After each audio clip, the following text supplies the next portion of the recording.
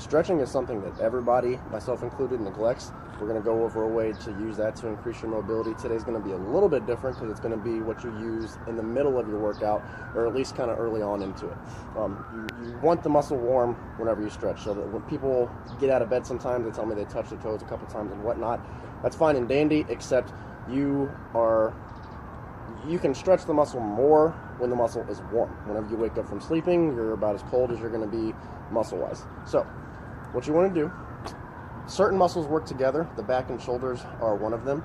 This is something I like to do whenever I'm about to press, or if I have some pulling heavy movements. But you row. I'm just using a resistance band here. You can do this on the cable row, whatever. But you want to crank out roughly 15, 20, 25 of them. Just get those muscles nice and warm. Okay.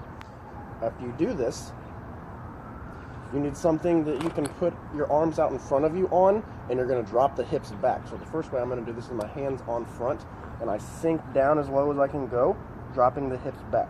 Okay, right now I'm feeling this on the outside of the shoulder as well as the top of the lat, and those muscles work together. They're connected. You cannot use one without the other doing something.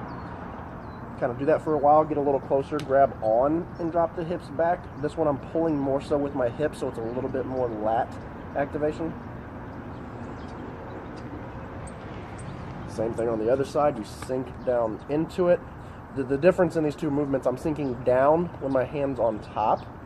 Whenever I pull, I'm actively pushing my hips back. And that's the difference in the lat stretch and a shoulder stretch, the two of them there.